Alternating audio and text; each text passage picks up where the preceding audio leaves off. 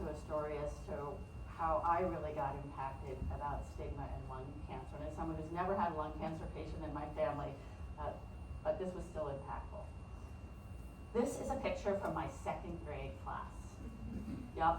I'm like up there next to the lady in the white in the middle row, looking like goofy as ever.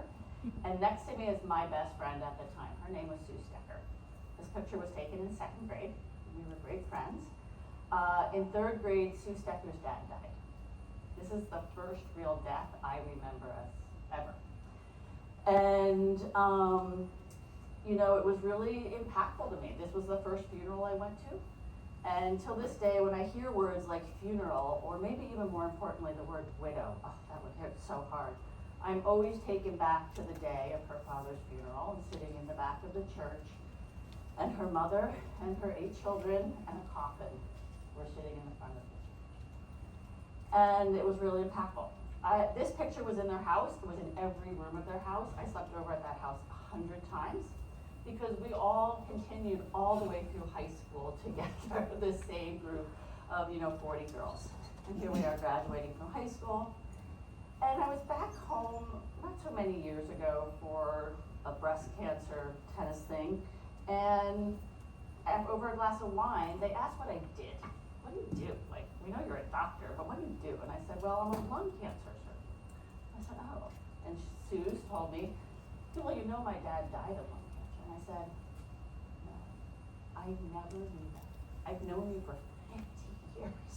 I didn't know that. My mom doesn't like us to talk about it because, we smoke and so much. I was like, your widowed mother? I'm like, your dad was young. She's like, oh, 47. And the 42-year-old widow still didn't want to talk about it because she blamed herself. I've never gotten over that story. That day sits with me, and the power of stigma and what that means, and how that family should have been out parading for money, and it never happened. We can't ignore tobacco and lung cancer. Those two things do go together. This is in the black line, cigarette consumption in the US, which didn't really exist until World War I. Everyone had their hand, they had to grow their own tobacco and roll their own cigarettes. There's only so much you can do in a day. But once it got mechanized and the war started, they gave them out. And then 40 years later, we start to see lung cancer deaths trickle up. And it's really not till the 1950s that we see that giant push in lung cancer deaths, which continued to grow over the years. And in 1964, when the Surgeon General told everyone about the connection between smoking and lung cancer, over 3/4 of American men smoke. That's an impressive number of smokers. American men actually stopped smoking in big numbers starting in the 60s. And lung cancer deaths then trailed off for men starting in the 80s. Women were in the middle of the sexual revolution. Advertisers did a great job of telling women that smoking made you independent and strong. And so women lung cancer deaths didn't really start falling off until well after the year 2000. But tobacco doesn't tell, and it's really unfortunate. Lung cancer stigma used to not be a thing. And everything we've done within public health to reduce smoking, like the Surgeon General's report in 1964, or campaigns that really told about the evil of secondhand smoke, that turned, smoking from a personal health issue to a public health issue. And then even worse really became the bans on smoking at many states around the United States. These were all really important things. But a very unfortunate side effect is lung cancer stigma, which grew from these events.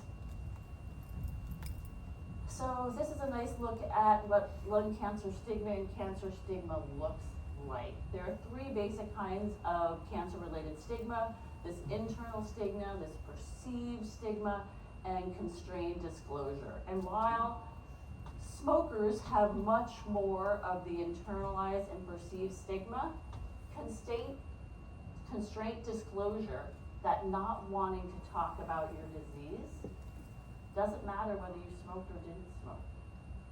People who don't smoke don't like to talk about lung cancer. because of how society looks at their disease.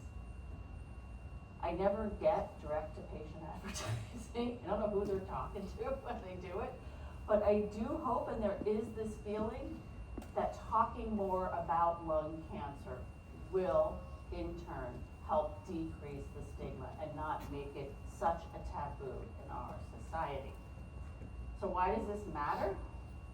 Well, because not all lung cancer patients smoke, right? So about 1 in 6 patients in the US who get lung cancer never smoked. That number is maybe even higher through other parts of the world. All the smoking prevention in the world isn't gonna stop this lung cancer. It's actually the 5th leading cause of cancer death worldwide. I always have to put my glasses on. What comes under it?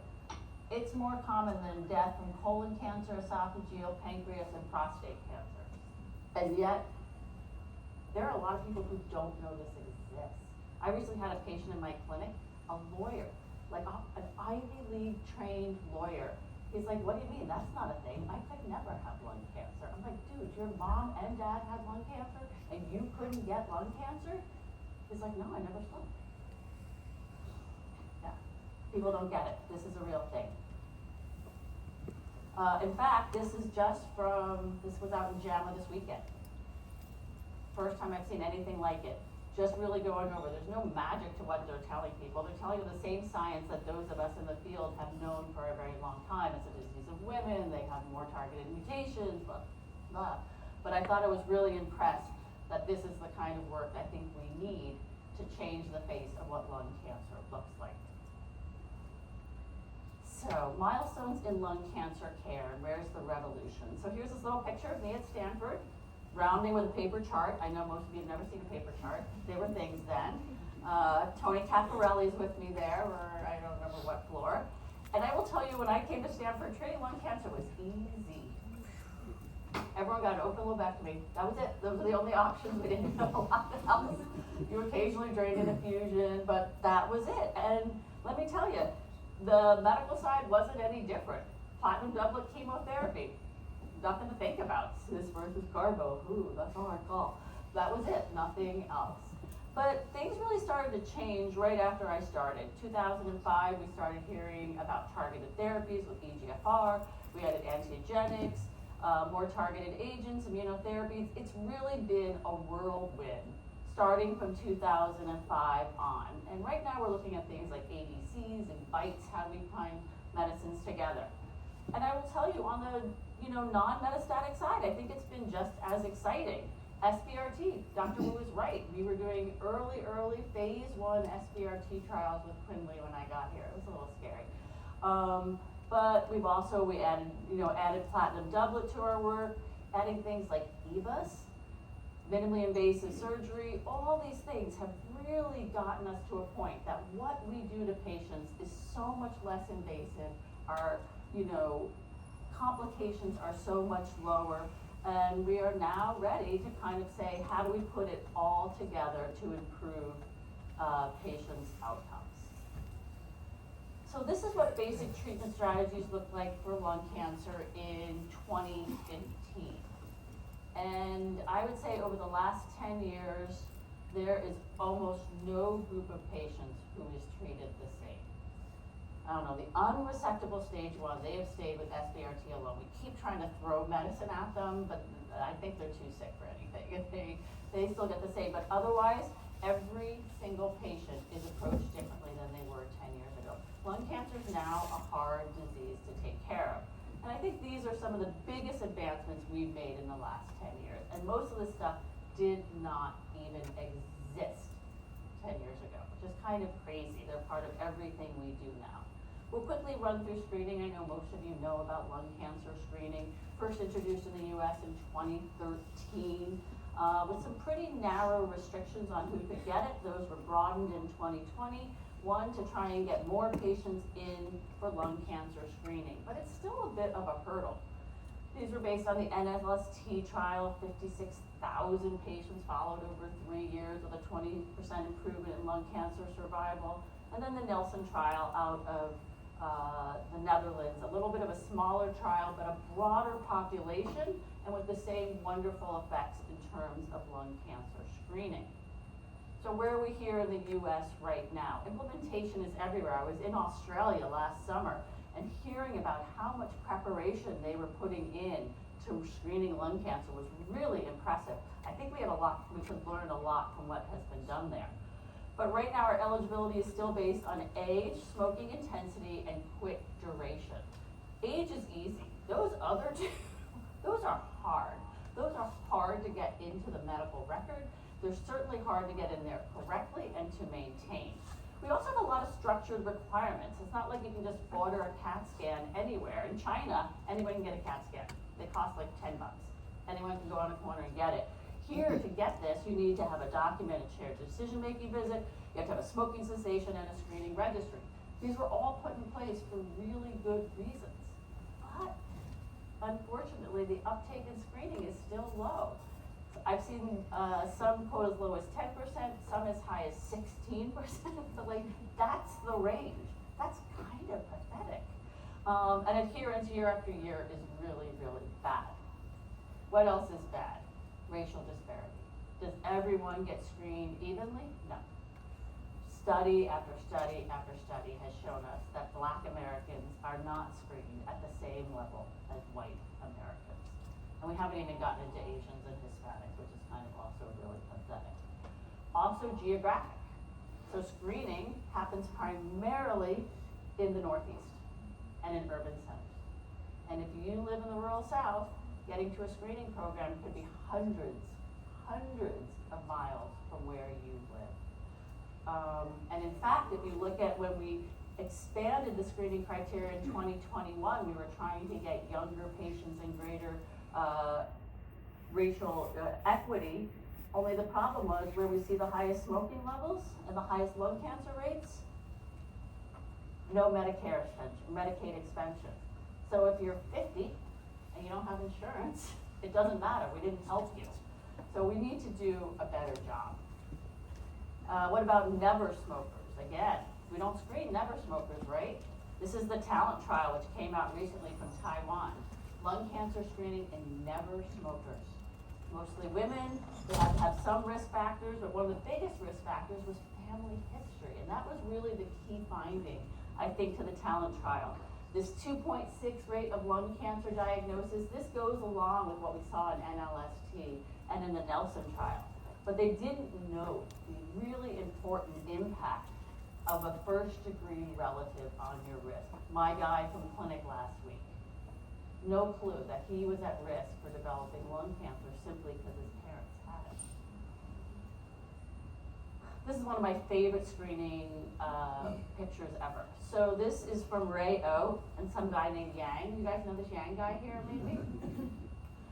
But they looked at everyone diagnosed with lung cancer in the United States in 2023, so 240,000 people, and then they broke it down. So half of the patients were ineligible for screening. Too young, too old, not enough pack years, quit too long ago. So would never have been screened no matter what. The other half of the patients who there are the patients who were screen eligible but didn't get a screening. And these guys, these 5,000 patients here, those are the patients who were diagnosed in screening. That's not doing it, right? We need to do better, and I think we have a ways to go. And I think those of us in the screening world, Dr. Backus really lives in that world, I think it's both about broadening the reach and improving the infrastructure. In that same JAMA I was reading on the plane, someone did a study where they could ping you in your text if you were at risk. And, you know, more people who got pinged signed up than not. I was like, no way, like you and Bloomingdale's have caught up. Like you like know when I'm gonna see my doctor and you tell me, ask your doctor about screening. Just like, oh, you're going to Bloomingdale's and we're selling shoes. Wow, this is magical. All right, we're moving on. Surgical approach. It's a surgical meeting. I can't not talk about surgery. It's what we do, right? So I also think surgery is really important right now because we're at a period when we should be doing more. As screening catches on, we should be doing lots of small tumors And I do think we need to do better, safer surgery all the time, because as we add with multimodality treatment. So first, what are we doing in the very earliest stage patients, stage 1 and stage 2? Well, what's new? Let's face it, minimally invasive. It wasn't, when I came to Stanford, it wasn't a thing. No one did it. It was really like craziness to even think about it. And then sublobar resections. I do think ERAS, making everybody follow the rules all the time, like Catholic school, is a really good thing. And we should continue to do that. It's hard to make great slides on that if you ask me. That's scopes, not new. The chest is one of the first place people did scopes. They've been doing them since the 1900s. There's Surf working in his office. No. If we let him, he'd do it. But VATS as we know it really didn't show up till the 90s. We needed the video scopes. We needed double lumen tubes. We needed pulse oximeters. Can you imagine, again, practicing without a pulse oximeter? And we needed staplers. As surgeons, as thoracic surgeons, we are 100% dependent on our staplers. And they didn't always exist. Again, can you imagine life without them now? It's impossible. So the progress was kind of slow. 1900 this existed, but modern VATS not till the 1990s. I think in the beginning there were a bunch of kind of bad series of lobectomies where they were doing like mass hilar ligation, and it wasn't until people like Tommy D'Amico, Scott Swanson got together and really got some good series that it became kind of what it is today, doing the same exact operation through small incisions. I do think the Violet trial, a randomized trial, was important. Going through and making surgeons randomize to themselves and looking at short-term outcomes. And the short-term outcomes here were really well done in terms of qualifying for pain. And as soon as, by the time you're at your second day, they start to see differences. And those differences, go on through the first kind of 12 weeks or so. That's important. If this was a medicine, it would be FDA approved based on this level of efficacy. But it was kind of slow to happen, I think, for surgeons. This was also the cost analysis, and I don't know what qualities are at ICERs, but I can tell you if your patient doesn't go to the ICU, your patient doesn't get readmitted, it's going to cost a lot less money, and that's what they found with that. And so this really started to take off, but it took a long time. This just came out at World Lung this year. It's also from Eric Lim. He's a little questionable since the meso stuff, but he then took 3 trials and put them together to try and look at long-term outcomes. So 3 trials, long Bendix, and then his trial, the Violet trial, were all designed to look at short-term outcomes. But he was able to get long-term data on all the patients, and again, if you put them together, we do see an overall survival advantage. And I think it seems reasonable. The curves probably separate early, related to a little bit less toxicity related to surgery, and then they stay separate for a little while. Groundbreaking, no, but I still think important. Now it's all robot, all the time, all day, but I think it makes perfect sense. And again, you guys know the history well. It happens here in front of your face. I would say when you look at robotic thoracic surgery, I think it all took off in 2017. And that's, again, not just because that's when Surf learned the robot, but that's when the XI came out. Why is the XI important? It's all about the stapler, right? Not having to have your bedside assistant put the stapler on the PA made all the difference in the world. It's one thing to be here, where you're always scrubbed with a trainee or a great PA, but for community surgeons who don't know who their assistant is from day to day, this was not a realistic platform until they had complete control of the stapler. And I think, again, the stapler made all the difference. This is what, minimally invasive lung surgery looks like. In 2010, less than 25% of cases were done minimally invasively. Again, this is when I was here practicing. But by 2015, it got to 50%. Again, you can see that 2017, what happened there? Not only did open surgeons start going to the robot, VAT surgeons started going too. And so now, in the US, 75% of our lung cancer resections are minimally invasive. This is a huge bonus to our patients, and I think it's a really big deal, and I do think the robot made this happen. What about sublobar resections? Do we always need to take so much? to get the same result. 2 big trials reported out individually at the same time. But I think that, you know, even though we have these 2 trials that have reported out and really changed our standard of care, that was something that was going on for a very long time and really led by the Japanese, who, one, have embraced screening long before we did, and have always really had a great appreciation for the heterogeneity of early stage lung cancer. But I think we needed a randomized trial. And I say that because I think comparisons between lobectomy and sublobar are really hard. A lobectomy is like one big thing. We all kind of know what it is because it's defined by the anatomy. While we do have like bilobectomies and sleeve lobectomies, it is overall one operation. Sublobar resection is an umbrella term that has a lot of things that live under it. Wedge resections are sublobars, so are segmentectomies. And segmentectomies can be simple, they can be complex, they can be single segments or multi-segments. And the reality is when you look at who gets a sublobar resection, some people get it electively, and you know they could otherwise have a lobectomy, and some are compromised, and it's all that they can have. And where your patient sits in that complex matrix affects not only short-term long outcomes, but the long-term outcomes. Who's gonna live for 5 years? And so I think we needed a head-to-head comparison. Our last comparison was the lung cancer study group. It published in '95, but it accrued in the '80s. I was in high school. Like, that was a long time ago. Let's see. Chest x-rays were required. Only 1/3 of the patients in this trial got a CAT scan. 1/3 of the patients got a CAT scan. Obviously no PET scans. Let's see, no PET, CT. Oh yeah, this is what they needed. They needed a chest x-ray, a bronch, and an alk-phos. I so wish Jim Mark was here so he could tell me why in God's name you need an alk-phos. Because I have no idea. That's how people got into the trial. It's like Stone Age. It's crazy. But this was gospel for what, 50 years and what we did? So this is where we are now.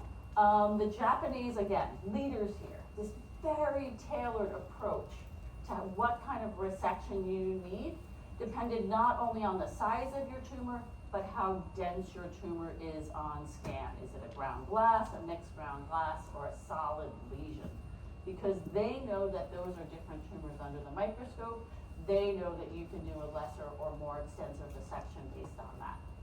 Here in the US, one size fits all. We were lobectomy for everybody all the way along until the most recent trial, which is the CALGB 104503, rolls off your tongue super easy. These 2 trials were nearly identical. You know, they were both randomized. The control arm was a lobectomy, both for tumors less than 2 centimeters in the periphery. They had slightly different endpoints. The Japanese trial was also twice as big and recruited twice as fast. Yeah, they're really good trials there. But I think the overall outcomes, when you look at the survival curves, are almost identical. So the JCOG closer to me, CALG and overall survival and disease-free survival. Those are just a bunch of overlapping lines, in my opinion, saying that I really think one is better than the other. So supposedly that 5-year survival is better than the other, but let me tell you, it's pretty damn close. So I think this really told us, you know, like I said, this is 1,800 patients or so. These are equivalent operations, and we probably don't need to be doing lobectomies for everybody. This next one was harder for me to swallow. Again, you know, those of us who grew up, I was a segmentector for a long time, that this was the right operation to do. And then in Nasser Al-Turki's trial, he looked at disease-free survival, overall survival, and lung cancer-specific survival based on whether you got a lobectomy, a segment, or a wedge. It feels like I'm breaking some rule to even say a wedge could be a cancer operation. But this says it could be. Now, I do think because these were trial patients and these were trial surgeons, that maybe those were good wedges. And that's like the new thing we talk about, right? Good wedges, oncologic wedges. What is that? And I do think it's about getting the right margin, and the margin has to be pretty big. I think we'll argue over what that is for the next 5 years or so. And we probably need to do a pretty good lymph node dissection. Although, again, the Japanese would say you do not have to here in the US, I think we are still believers in our lymph nodes until we learn otherwise. So now the newest stuff, the targeted therapies and immunotherapies. These have really changed stage 4 lung cancer. Very different agents. So 2 new classes which have come in, and right now for most patients, they are quite separate, and that's an important concept. So these agents obviously started in stage 4 disease, and now again, every single patient with stage 4 disease is gonna be on one of these medicines. Nobody just starts on chemo. Nobody. Doesn't happen anymore. We're 20 years out of the discovery of the EGFR gene. It happened at Mass General. This was really the first look at that lung cancers could be individualized. Soon after that, we got the first trial. This is from Tony Mock's group, that proved if you have the mutation and you get the agent, I think that's the green bar up there on the top, you do better. If you don't have the mutation and we give you that agent, we're not doing anything. So again, a targeted agent only works for a distinct population. Again, we had done many, many trials with these agents and they never worked. And then all of a sudden someone figured this out. Tons of lung cancer approvals from the FDA in recent years, and they're really dominated by the targeted agents, which are those little blue dots. Most of them are pills. Most of them people get to take at home. Really a nice way to deliver a med. And the other thing you see popping up there now are the cancer immunotherapies. If you look at the lung cancer wheel and the target, pretty much all patients now, we think up to 40%, or over 60% have some targeted mutation. I can't keep up on all the agents. I don't know how a medical oncologist do this. For people who used to just give platinum doublet, to have this in the back of their head on a regular basis is nearly impossible to me. It changes about every 6 weeks or so. Cancer immunotherapies, they also came through in a fervor. Really starting in 2015, the first trial reported out as a second-line agent, became standard of care, then it became first line in patients with high PD-L1 expression, first line with chemo for people with regardless of PD-L1 expression, and now they have this very nuanced, we have a plan for you no matter what your PD-L1 expression. But here we have New England Journal of Medicine, 2015, 16, 18, 19. Again, 4 years, everybody with lung cancer changed. This is 200,000 people a year. This is not a small change. This was like a seismic shift in care. And now it found its way into the next group. The locally advanced lung cancer has now found a way to include all of these medicines in there. It really started, and I think this is really important. I think we're really good at what we do, but the reality is when patients come into our clinics and they have a large tumor or they have lymph nodes, the overwhelming majority of them are this patient. They already have micrometastatic disease. And we can only take care of what we can see, and I can't treat micrometastatic disease. So I really think adding better medicine that's more efficacious was really what we need to do in locally advanced lung cancer. Obviously, it all starts in the non-surgical patients first, so they started by adding these medicines to concurrent chemoradiotherapy. First, we saw the Pacific trial in 2015, adding a year of immunotherapy, and really pretty dramatic improvement in overall survival with a year of a well-tolerated med. This is the LAURA trial that came out much more recently, adding a targeted therapy after chemoradiotherapy. Again, small improvement there in that survival. I don't know, could you get a truck, a train through there? You can get just about anything. Dramatic changes by putting the right drug with the right patient. What about where we live? This is my world. This was the most boring world for like my first part of my career. 20 years, nothing happened here. We argued over radiation versus no radiation as part of induction, and we did it poorly. And then in the last 3 years, we've had, 11 major trials report out. It's a lot of trials. We have, 7 or 8 FDA approvals in the space that, again, didn't exist 4 years ago. It's kind of crazy. And as surgeons, when we see these patients in our clinic, we need to ask the question that medical oncologists have asked for 20 years. I have to ask, does this patient have a targeted mutation? Because that will change the course of their disease. If they have an EGFR or ALK mutation, we should be working for adjuvant TKIs directed at those agents due to the ADURA trial and the ALINA trial, with both really dramatic improvements. This is overall survival, the risk of death in half, adding the targeted agent. And ALINA is a little newer, we only have event-free survival, but it's just as impressive. This makes a big difference to our patients, and these medicines are really well tolerated. The bigger question now, I showed you that pie wheel when we do for smaller mutations, NTRK, RET, MET, there are so many. And these trials take a long time to put together, the smaller and smaller your population is. For those patients without targeted mutations, so many trials in the last 3 years. It's a little bit ridiculous. The good news is we don't have to wait for validation studies. We did the validation studies. We just did them all simultaneously. The first trials that reported out were the adjuvant trials. We saw Empower 010, which was a positive trial in patients who had PD-L1 expression. Then we saw Keynote 061, same exact trial design. Positive, but in a different population, made no sense. No one knows what to do with that. And then this year we got BR31. Again, same exact trial design essentially, and a negative trial. I would say our overall huge enthusiasm for the adjuvant space is not as exciting as it was when it started. I still think there'll always be a role for adjuvant therapies. Lots of time we go to the OR with stage 1 and we come out with stage 2 or 3. But I don't know if this is where I would start, in my opinion. I think Checkmate 816, 3 cycles of adjuvant nivolumab, this was the game changer. This changed how we think about induction therapy. We saw a 12-fold improvement in path-CR. Again, we never used to see path-CR. In all of my years, I had never had a path-CR patient before I started using these drugs. Now we see them all the time. We saw a nice improvement in event-free survival, and then I think what is the most exciting, the correlation, the association between path-CR and survival, meaning that when you get that path-CR, you can tell your patient, you think they're probably cured.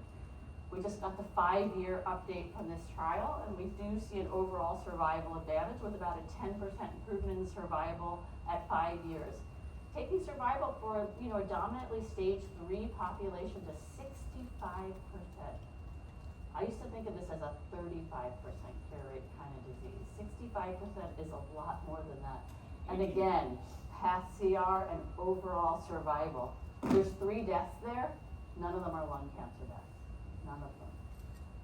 If you get one of these, your patient is cured. I just had one last week, and it's like, we cheer at tumor board, we're like such losers, but we get so excited because this isn't something we did before. We didn't ever think that we cured our patients even when we had stage 1. All right, but that wasn't enough. We have to give them peri-op now. We can give more drug, right? 5 peri-op trials, all that reported in the last 2 years. The first one that reported out was Aegean using durvalumab. All the trials are exactly the same. 4 cycles up front with chemotherapy, resection, and a year after, and the results, in my opinion, are all the same too. This is NeoTorch with toripalimab out of China. Checkmate 717 using nivolumab. Rationale also out of China with tislelumab. And the king in the space has been Keynote 671 using pembrolizumab. Why is it the king? Do I think it's a better drug and a better whatever? No, I think they ran a better trial. They ran a trial with an overall survival primary endpoint. They were the only ones that did that, and they got it, which means they got the first FDA approval, and they became the kings in the space. Even if all the other trials get overall survival, they'll have already taken over. That's just how it works. Whoops. Ooh, that was funny. Why do I think they're all the same? This is path-CR from all those trials plus the Checkmate 816. It's a dramatic improvement. It's not like one of them lags behind or one of them is so much better. It is really a dramatic improvement in path-CR and major pathologic response in every single one. When you look at the 2-year recurrence-based endpoint, again, every trial we see improvement. Do I think the improvements are as good in the adjuvant trials as in the neoadjuvant and peri-adjuvant? No. I still see improvement, but it's in select populations. I do think we're trying to understand now who gets to just do their 3 cycles, done and dusted, move on, and who needs to get more. Here in the United States, I I think that's less of a question than it is in places in the world that medicine's expensive, and that it's a really important question of whether they want to pay for another year of expensive drugs if 3 doses is enough. And then here are the 2 trials of overall survival advantage. I am sorry that we do have just got a 5-year update on Keynote 671 at ESMO this past weekend. But these are the 2 trials of the overall survival advantage. And the hazard ratios are really quite similar. So again, we have to be selective about who needs everything. Why do surgeons get upset?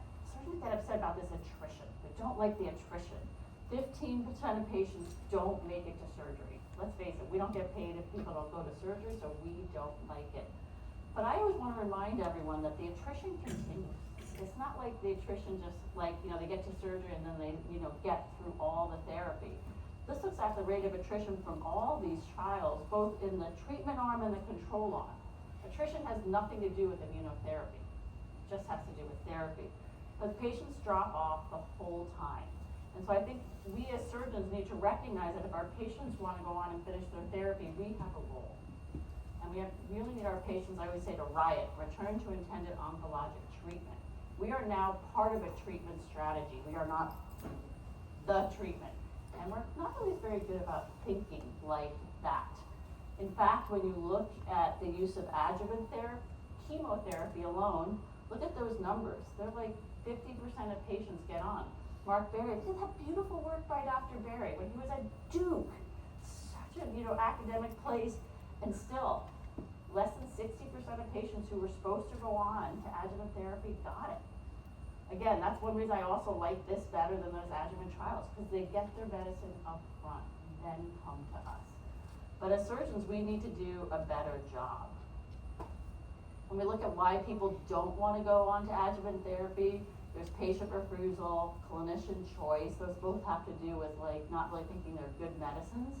But there's also clinical condition, which is comorbidity, which we can't get over. Our patients are somewhat old.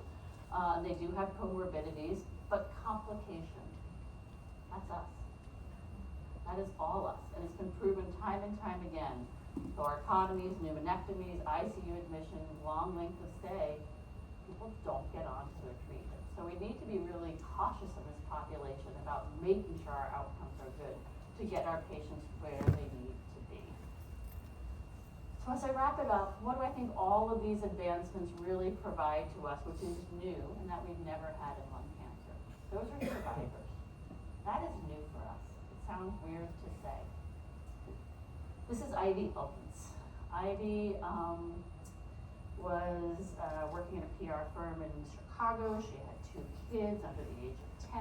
She had pain in her elbow that wouldn't go away. She thought it was tennis. It wouldn't go away until finally she got an x-ray and there was a big mass in her elbow. And she got a CT and an MRI, and she had masses in her brain, and she had lung cancer. And it was 2012 when she was diagnosed. And she, it was a very difficult time. She was treated with a TKI on early parts of those trials, and she did great. She watched her kids grow up, and she lost her battle with lung cancer last summer.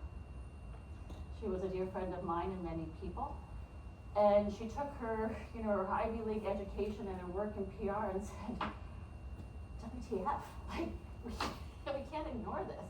We can't pretend that this disease doesn't exist. And she really made it one of her missions to change what lung cancer looked like. Jill Feldman. Jill's story is super tragic too. They both lived in Chicago. Jill's dad and 2 of her grandparents died of lung cancer when she was under the age of 10. Her mother and her aunt died of lung cancer when she was in her early 20s. She always knew she was going to die of lung cancer. And in her early 30s, she started demanding screening. I need to be screened. I want a CAT scan every year. And eventually in 2013 or so, they did find lung cancer. She has had she was diagnosed at stage 3. She's metastasized out. But she's been on treatment consistently now for about 12 years. And again, she's watched her family grow. Ivy and Jill both lived in Chicago. So they both had EGFR mutated lung cancers. They were both these young women, and they realized there was nothing out there for them. There was no advocacy for lung cancer at the time. There was no Komen Foundation, and nobody knew what EGFR mutated lung cancer was. You Google it, and it was like blank. Nothing came up. And they said, this is wrong. This is not how it should be. And they formed the EGFR resistors. We're going to teach people what this is. We're going to provide the support that is needed, and we are going to raise research dollars for what we do, because the money at this time was going to smoking cessation. They weren't smokers, they didn't care. They wanted money for their kind of cancer. They now raise about $1 million a year for EGFR targeted therapy, so they combine with many of our other funding agencies to do that. Jill has taught all of us what being a lung cancer patient means. She talks at all of our meetings, she travels the world. This was from ASCO about 2 years ago. You know, she's been on continuous treatment for like 12 years. You know, and you're right, she says, yeah, everyone says I look great. Nope, I got all these problems. This is all related to my care, and this is hard. She was awarded the ASCO Merit for Advocacy last year. She really deserves it.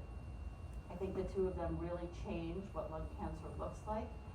These are all the advocacy groups in lung cancer that didn't exist when they were diagnosed.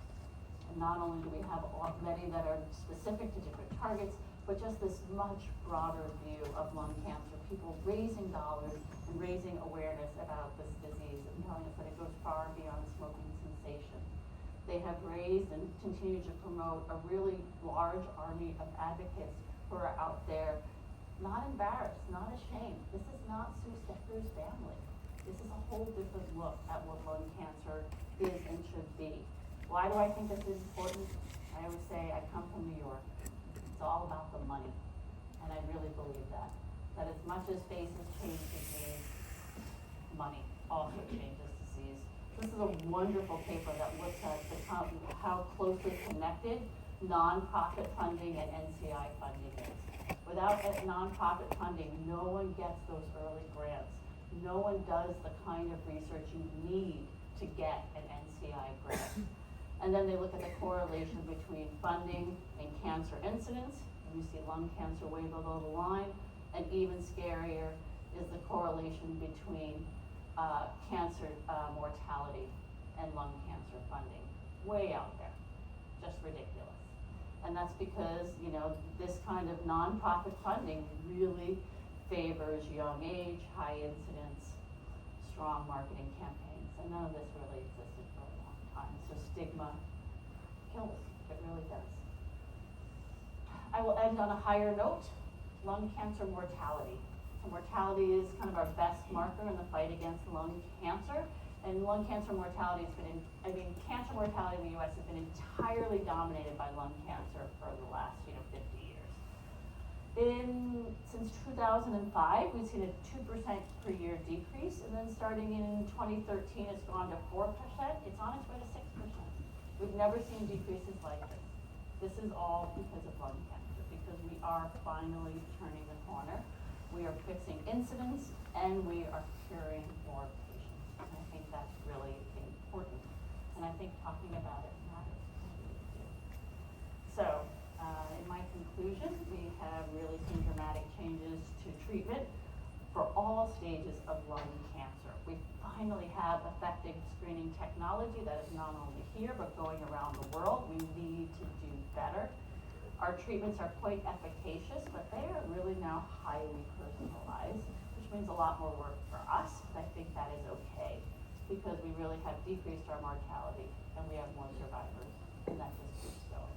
So thank you very much for sitting there so politely while I talk about what I love. I really appreciate all of you.